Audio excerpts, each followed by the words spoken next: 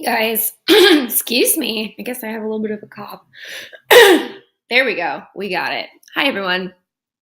So tonight we are going to be talking about the voyages of Columbus, but not just specific to him. We're also going to be talking about the Spanish, because whenever we talk about the Spanish in the Americas, of course we start with in Italian, ironically. Columbus is incredibly famous for both discovering the Americas, and I put discovering in quotations because there's a lot of controversy behind what that word actually means. But he's also very infamous for his seemingly unapologetic treatment of the natives, which we're going to talk about tonight, that he interacted with. As we discuss the Spanish this weekend, I don't want you to just not focus on just the economic and political attributes of the Spanish in the Americas, although that's very important. I want you also to pay really close attention to the social structure that was implemented, introduced, and solidified in the Americas under the Spanish definition and rule. So Christopher Columbus came at a really convenient time for both the Spanish, but the Spanish came at a really convenient time for Columbus.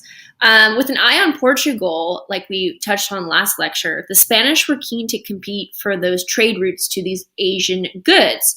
So they didn't want Portugal to have all of the trade routes. So luckily, here comes good old Christopher to the rescue. Being a skilled cartographer from a once prosperous trading city of Genoa, Chris Columbus thought he had the key to a new and efficient trading route. But exploring to new routes all the way to a foreign place like Asia, the Portuguese went all the way around the Horn of Africa, or the Cape of Good Hope. Columbus needed to find funding that was similar to that of the Portuguese. So he went to the Spanish. He asked the Spanish monarch, both King Ferdinand and Queen Isabella, and the Spanish were more than inclined to give him the money and the funding that he needed in order to be competitive with Portugal. Here's an image of the Spanish coming onto the New World. And just kind of solidifying their prowess. This image is really like it, because if you see over on the right-hand side over here, you see these native people kind of fearful of these Europeans and showing and bowing because they are just so empowered and awesome and exceptional. So it's a very European image of what they think about themselves. Unfortunately, winds, choppy waters, and general incompetence, Columbus actually ended up in the Caribbean and not in Asia like he planned. I know most of you guys know that, but since he landed in this very different place than he anticipated, they ended up actually calling it the New World. The New World being uncharted land that no one has ever discovered. There's good old Chris Columbus looking good in his finest uniform. So I want you guys to take a look at this quotation. And let's take a look here at what Columbus says about the Native Americans that he first encountered. This is when we begin to see westernization really turn its more ugly face. In history, once the Europeans began exploring to uncharted lands, they observed the indigenous population through the lens of their own European values. So let's take a look at what he says. Christopher Columbus, here he is. He comes to the New World. He sees all these indigenous people, and he writes down in his book, they. He does not use a term for they. He just says they. Brought us parrots and balls of cotton and spears and many other things, which they exchanged for the glass beads and bells. They willingly traded everything they owned. They were well built with good bodies and handsome features. They do not bear arms and do not know them. Before I showed them a sword, they took it by the edge and cut themselves out of ignorance. They have no iron. Their spears are made of cane. They would make fine servants. With 50 men, we could subjugate them all and make them to whatever we want. Wow. First and foremost, that use of the word they over and over and over again. He is telling us that these people do not have an identity. They are just they. It's them. It's those people over there. And then the whole concept of saying they are well built, they have good bodies, he's referring to them being good workers. These would be good workers, this new world that we can build. It'll be built on the backs of these good-bodied, handsome features, them, they.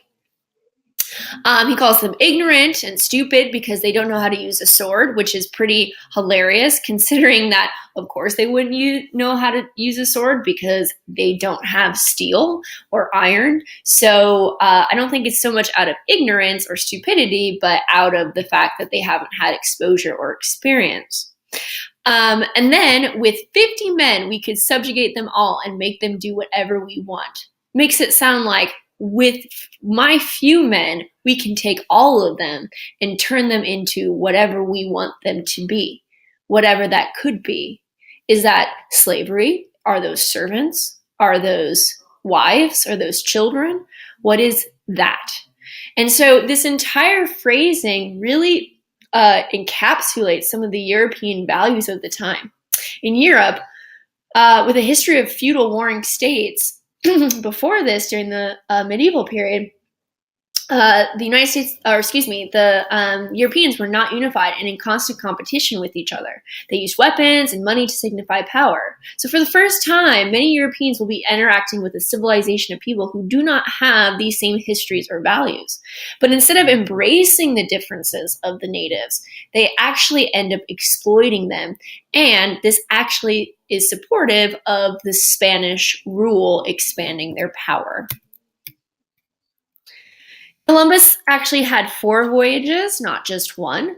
And these conquests are what put Spain ahead of Portugal in many ways. So let's talk about the Spanish and the expansiveness of the Spanish Empire in the Americas. No wonder Queen Elizabeth sent out all those pirates to stop them. I mean, look at this map. We have all of this red, and those were all of the viceroyalties of the Spaniards. With swords, bullets, and smallpox to weaken the natives, the Spanish were able to use little armies to overpower the indigenous people.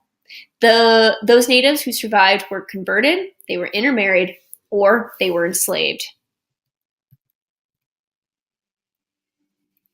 Conquistador is a Spanish soldier, and they usually lead conquests for money, power, and religion.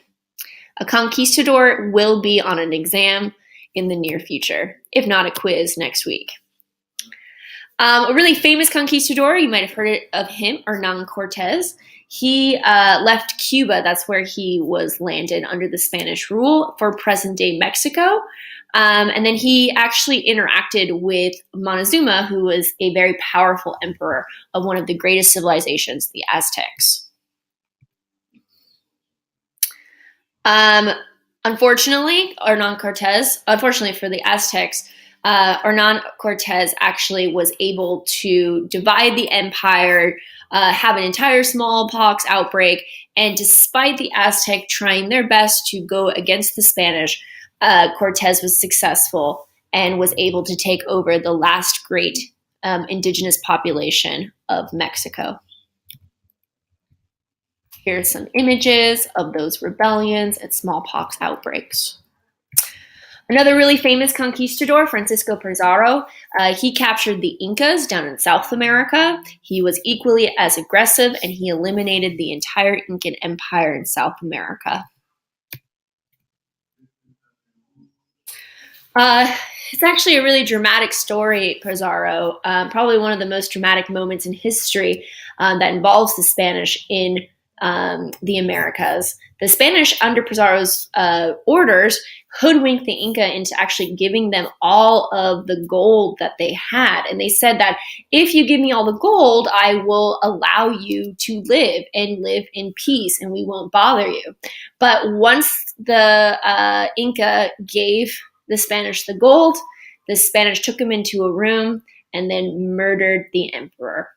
With no more emperor, the Incan Empire fell.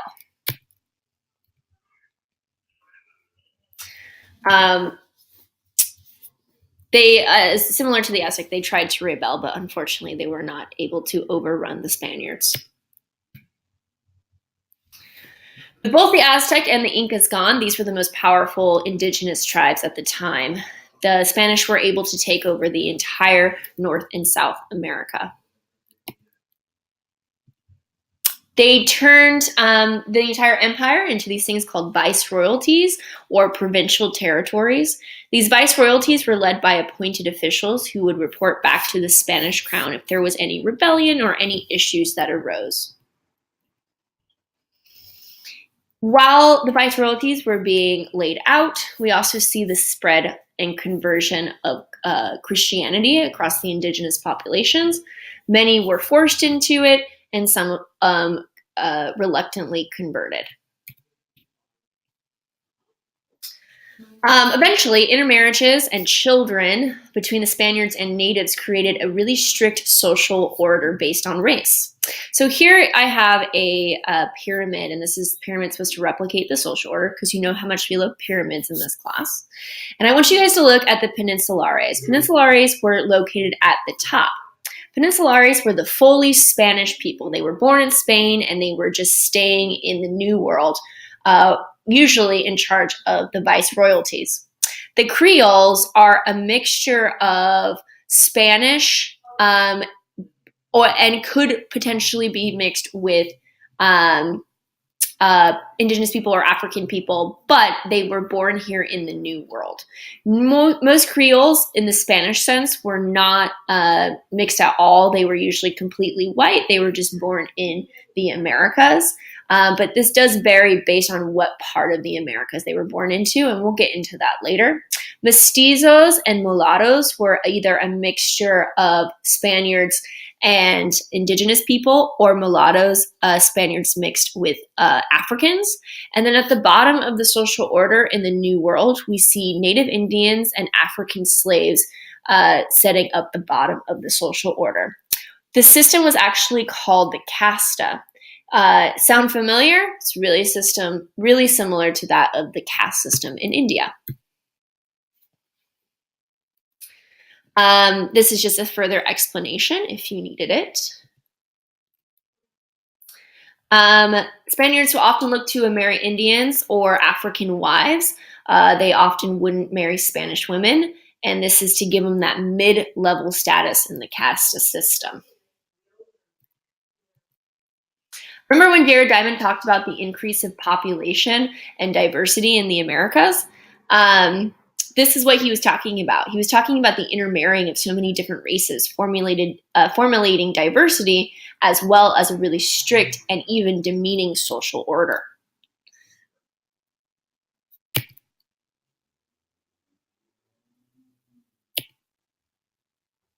This is our last slide, just really reinforcing the fact that Black slaves from Africa filled up the lowest ranks of the caste system, and that was pretty much true throughout the entire Americas and reinforced by most Europeans for the rest of this time period. All right, we are all done for tonight. Thank you guys for listening to my lecture. I hope you guys all have a great weekend, and if you have any questions, definitely give me an email, or shoot me an email, I guess is the phrase. Have a good one, and I will see you guys on Monday.